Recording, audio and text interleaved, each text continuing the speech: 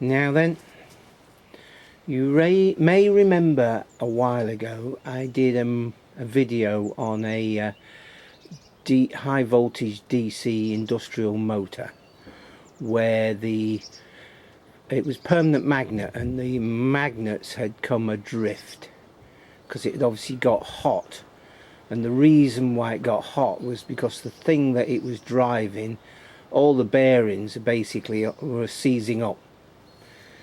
So anyway, this was the control panel for that machine, and we've got various relays and timers and all sorts of things that may or may not be sort of interesting for the future, bearing in mind that say for instance a 110 volt AC coil will work on 50 volts DC.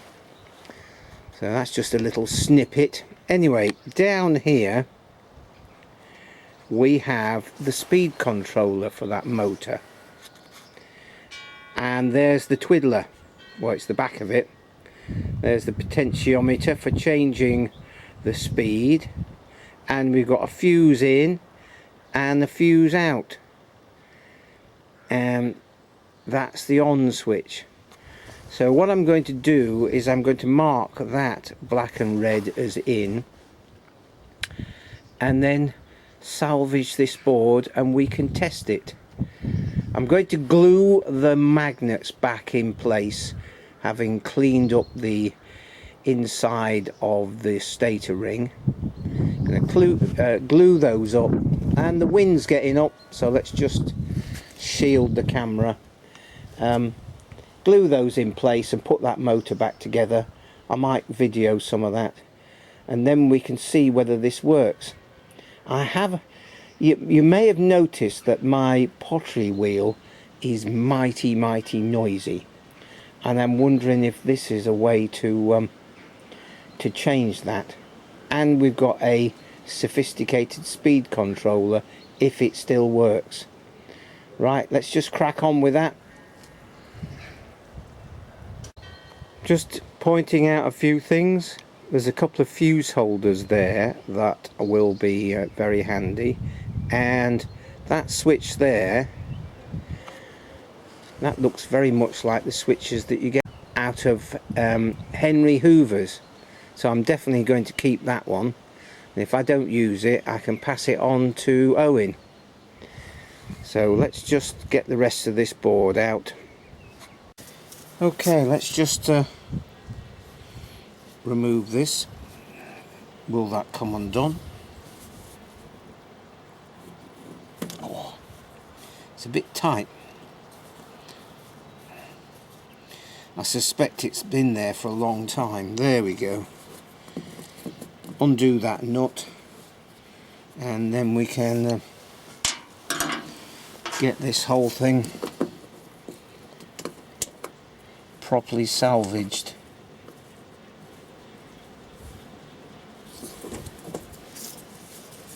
Brilliant.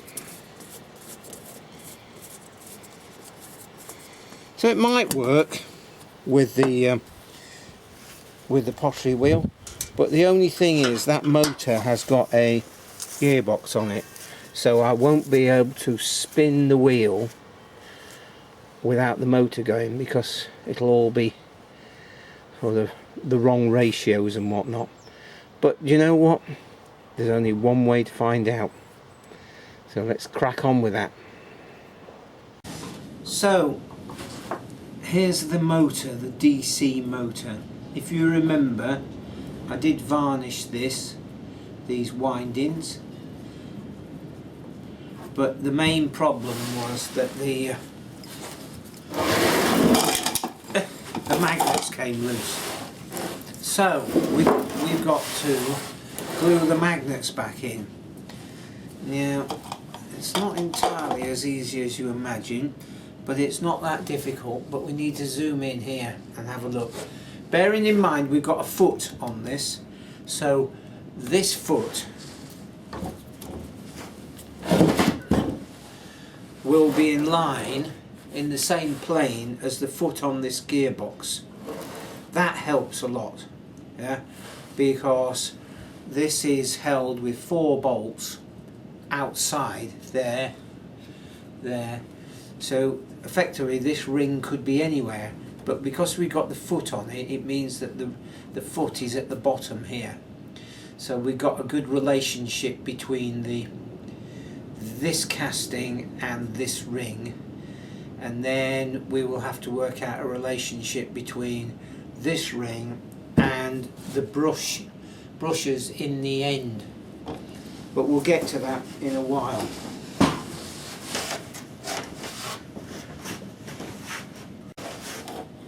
I think you can see there, that dark patch there, that's where the magnets were.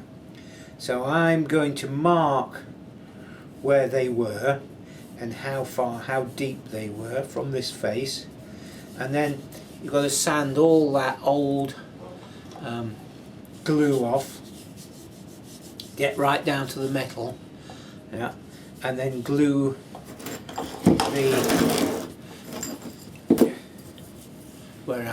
these magnets back in place. So really clean that up and get rid of all these odd bits of metal and stuff like that, some of which have just been from where they've been sat in the workshop, collecting a following, as it were. Right, I'm just going to go and clean the inside of this rotor up. There you've got, that's a good view of where the magnet was there. So I'm going to mark it up, clean it all up, and again I've got some araldite somewhere. I'll have to find it, I can't remember where I put it, but I bought it for this particular job, and then we'll glue them back in place. Right, we've got some araldite epoxy, equal amounts.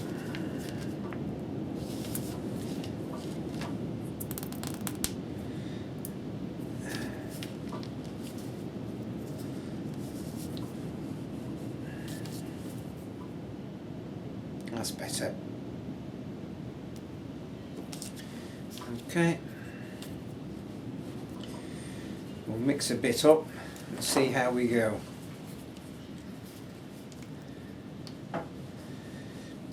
Don't mix up the caps.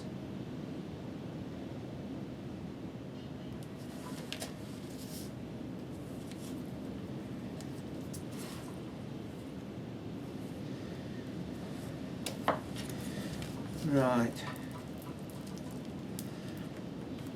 This is not the rapid stuff, so we do have a bit of time to mix this up and apply it.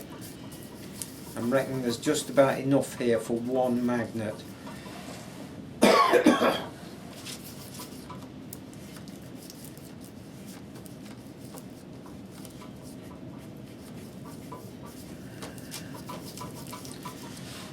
Where are we? There's one. And what we're going to do, there's a line there, so I shall put that in like that, and then measure it from there. 2 1/8.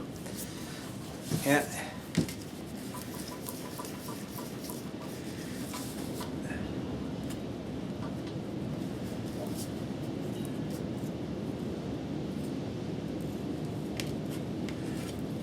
So I actually used the Dremel a bit with a bit of a grindstone on it to clean the inside of that there, because some of the epoxy was pretty hard.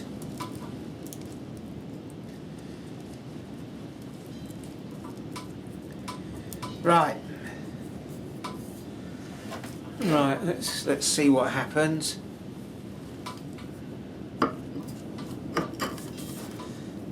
Alright, and with the epoxy on there, it's easy to move it. And we want to be a bit further, about there. That's good. Now we want to slide it round there. That'll So yeah, that's perfect. You can just about feel where it should be. Yeah. Now I'm not going to put the other one in until this one has gone off, because I don't want them fighting each other. Yeah. I think that looks pretty tight actually. I don't know. I don't think we need a clamp, but we don't want to break these magnets. And when I had that old Whirlwind, some of you might remember that. It's a long time ago now. It was a Whirlwind turbine, and I can't remember. Was it 4 kilowatt? Was it 3? Don't know. But I reprofiled the blade because the blade that came with it was a bit rubbish. I mean, it worked, but not very well. So I tapered the blade towards the ends and then changed the angle slightly, and it started quicker and ran up to a higher speed. But that was a big disc, about, oh, I don't know, not a disc, a piece of tube with magnets on the inside. And where it had been sat in a field for quite a number of years, the rust had got behind it, so I actually had all the magnets out, and they weren't big ones like that, they were little ones, and various, I think there were 4 deep and 5 or 6 wide, and then there'd be another lot. And yeah, I actually shot blasted that inside of that. That was the rotor, yes, that's the bit that spun. So I shot blasted that to give a good key. That was an interesting turbine. It was absolutely brilliant design. The tail didn't have a tail, it had a little fan tail, only about, I don't know, maybe 14 inches of diameter, and it ran down, there was a shaft that ran down to a little gearbox that ran on a gear and brought it into the wind, and that whole sort of bit there, so you got a shaft inside a case, and that case was on a separate little tail with a returning spring, and when it got too windy that tail would pop round, and of course the fan tail would then move its alignment and then take the turbine out the wind. Absolutely brilliant. And then it was bolted onto some absolute rubbish engineering, really incredibly bad. The wind pivot was just, it was a joke. I ended up using about a 2-foot section of a double-wheeled transit rear axle, and because they got 2 wheels either side, that's it, they've got a big bearing. The hub is a big double-sided taper roller bearing back to back, and then the prop shaft goes through the middle through the axle tube, so that 2 foot of that axle with this hub was a brilliant wind shaft. And you had something like 1.25 inches, 1.5 inches diameter hole down the middle for all your wires. Brilliant, absolutely brilliant. Anyway, enough of that. I'm just going to leave that. I think I'll put a clamp on that, but a gentle clamp. Maybe put a block of wood there. It doesn't look bad, but I just want to make sure. There's no worse than gluing that in place and then the rotor won't go in there because it's just slightly stood off. So I'm just going to put a clamp on that and I'll get back to you. Okay. So as you can see, I left this overnight, gently clamped.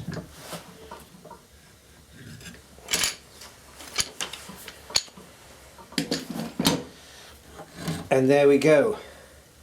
That's the first magnet in place. And then the second one goes between that line and that line. So we'll just glue that in place and again leave it overnight. And this edge here is just perfect. for putting a clamp around that. Yeah. Okay. Shortly. Right, it's another day and we have got the other magnet glued in. So now we've got the difficult bit. Let me just put this clamp away. Okay, so I think this goes that way round, but I'm just checking this. So from that face to about the middle of this stator, rotor is about 3 inches. So from there to about there, from there to about there. So actually it's that side that goes there, because 3 inches from this side goes to this edge here, right, whereas 3 inches from this side goes to about the middle ish. So I think it goes that way round. Okay, so I know what happens is, as soon as you introduce this onto that, the magnet's going to go poof like that. And you don't want to damage any of these windings. So I'm not quite sure how we're going to do this. I'll tell you what, I think we should have kept that clamp out. So if I put this there and clamp it in place, at least this is held solid. Then I've only got one moving thing, i.e. this stator, the magnets. So let's have a go at that.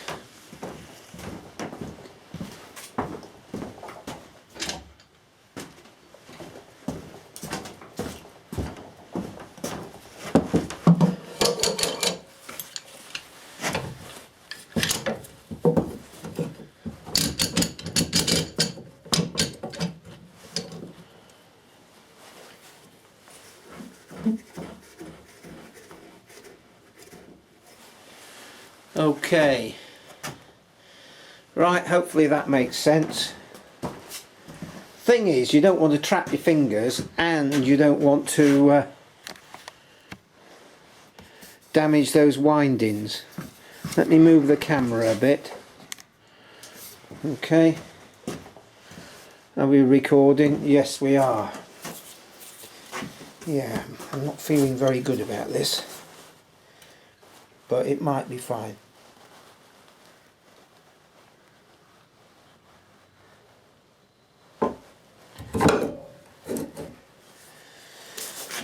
Not bad, not bad. Right, and that spins. Good, that is excellent news. So I'm just moving the stator so that that plate there underneath is horizontal-ish.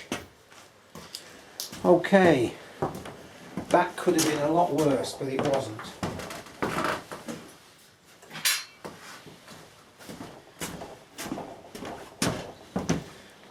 Now I've had a look on the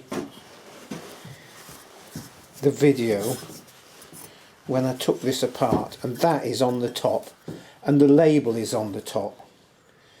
So let's have a look in here in the gubbins. We've got that and that.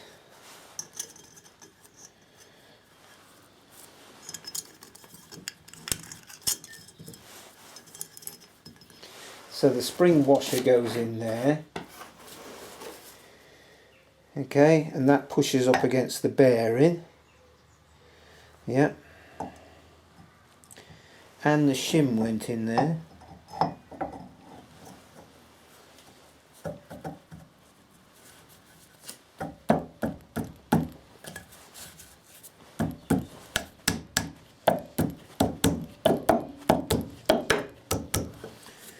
Okay.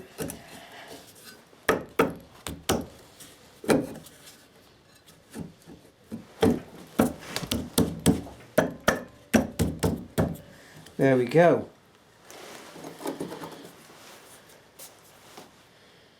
And that goes in there like that. I'm going to put a bit of grease on that. I do like to put things together with grease.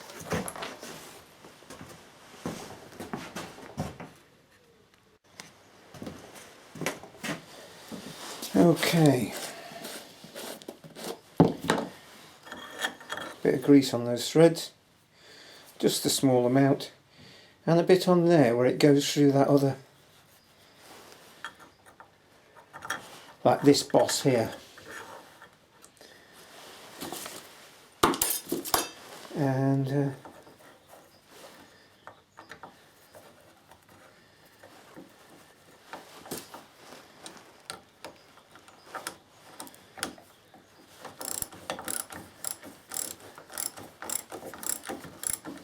this bolt slightly bent.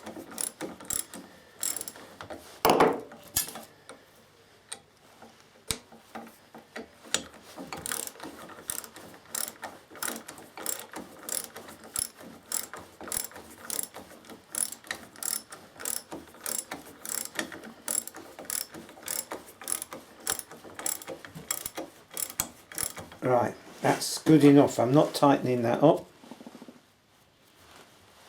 A bit of grease on there. And let's put the diametrically opposite one in place down the bottom here. I'm going to have to come around the other way now.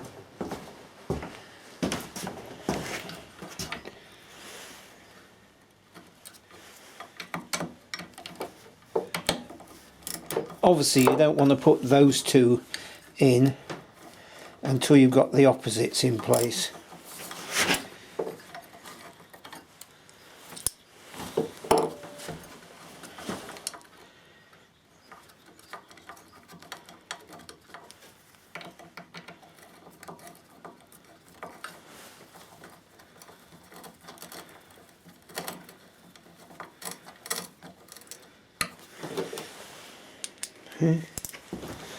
Let's just tighten that up a little bit. Remembering the Jeff Bradshaw rule. I think I just put my arm across the camera there, sorry about that.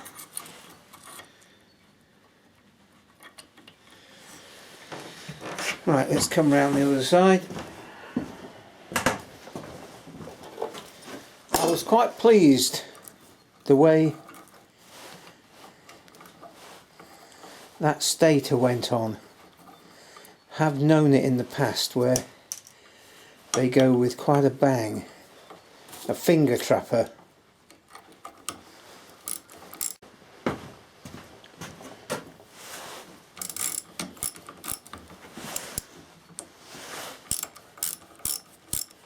We're getting there. Right, one more bolt. I should have another bolt somewhere. Here it is. Bit of grease on there, bit of grease on there. Bit of grease there doesn't do any harm. I probably told you the story about the Morris Minor and the dynamo brushes, but when we were doing the house we had one Morris Minor van. I think it was an ex-GPO Minor van. It was a bit rough, but it was fine. I put a different engine in it and all that sort of thing, and it was doing a lot of miles. Anyway, one of the team or one of the crew used it for a couple of days and was moaning that it didn't charge and he had to charge the battery up and all that lot. And obviously he'd just taken it at the point where the dynamo brushes were starting to get a bit weak.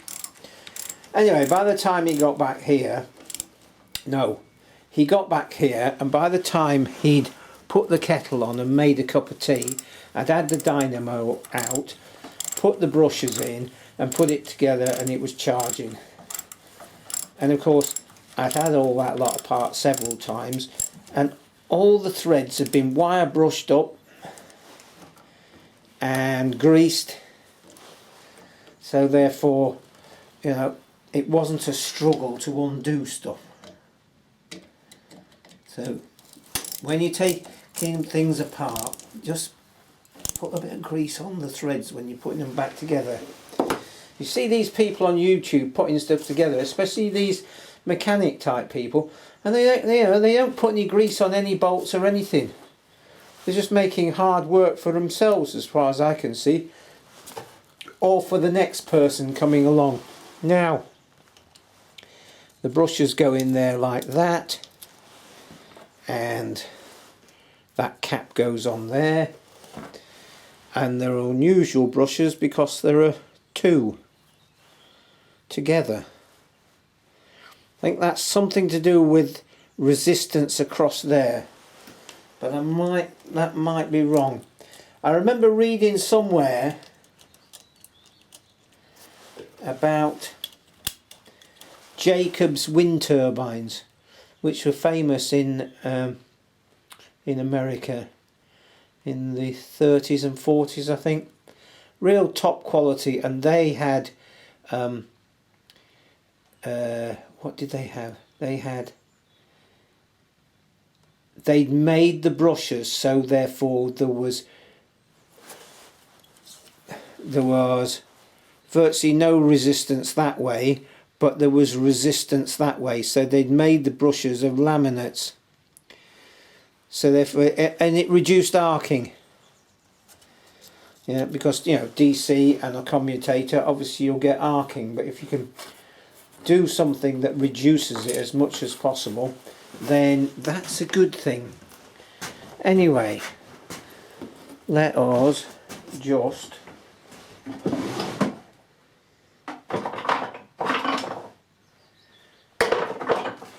we need quite a wide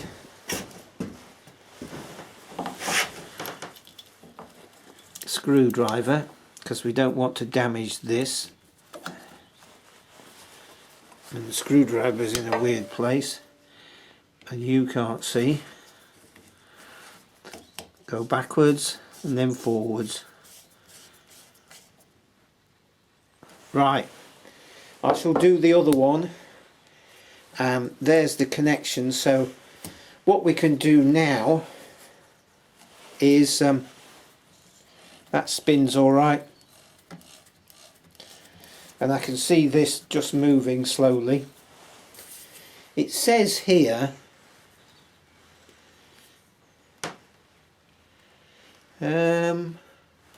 well, this is a 1750 RPM under rated load, and this gearbox is a, where are we?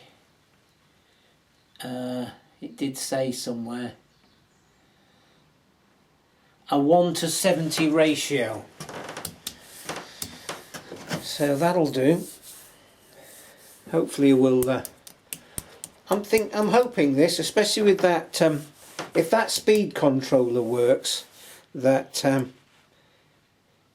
I was showing you earlier on, then, you know, it's a bit heavy duty, but heavy duty's alright. Let's see if it'll run a wheel nicely and with variable speed control.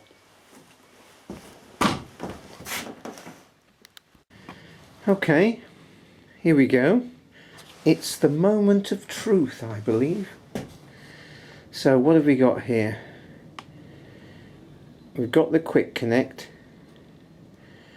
and the two inputs that I marked, because they're red and black, you see. And then there's that board we rescued earlier on, and then the output goes over to the motor. Okay, so let's just switch the mains on. Mains is on. Are we going to get anything?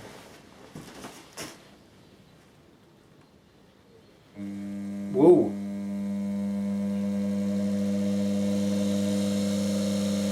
Yes, we do. Oh, that's brilliant. That's absolutely astounding. I think the output speed is quite steady. So I'm just going to move the camera around and we'll see what the output speed's like.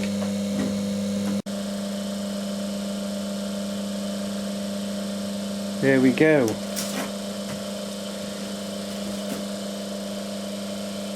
1 and 2. That's about 1.5 seconds, I think, which would be, well, about 40 revs a minute.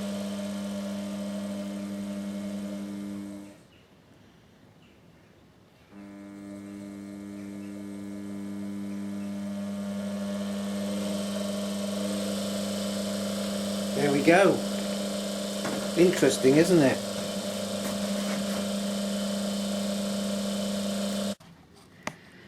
So here's that board.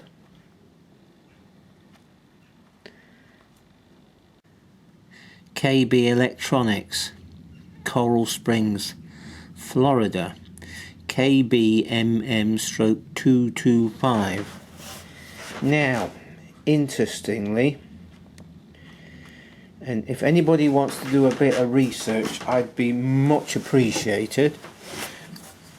There are 2 potentiometers there, and there's one here, one there, and one there. What I'm asking is, do any of these adjust the output speed?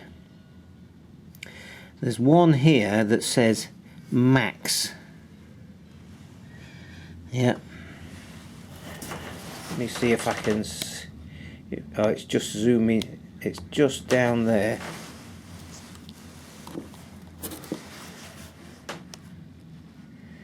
That says max.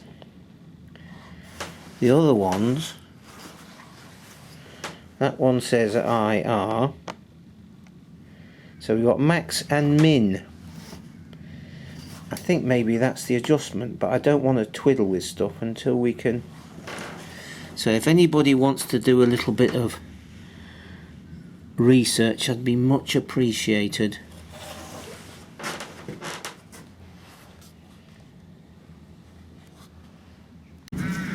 So you're thinking, what are we going to use this variable speed DC motor for?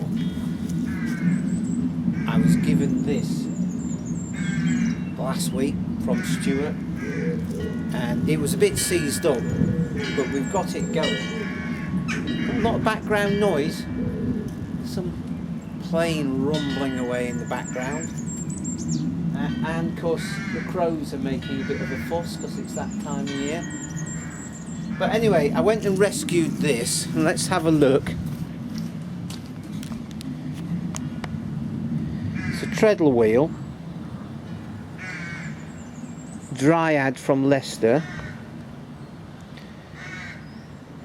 So the top bearing here was virtually seized, and when I turned everything upside down, the rubber seal for that bearing was just crumbling.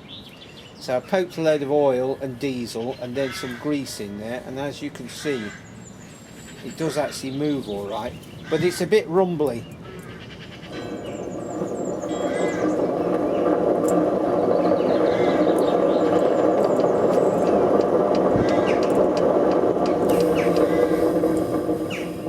I'll just stop that. It will rumble on for quite a while because it's got this big flywheel, yeah, which I don't know how much it weighs, but it obviously weighs quite a bit. Cast iron, I'm assuming. Now,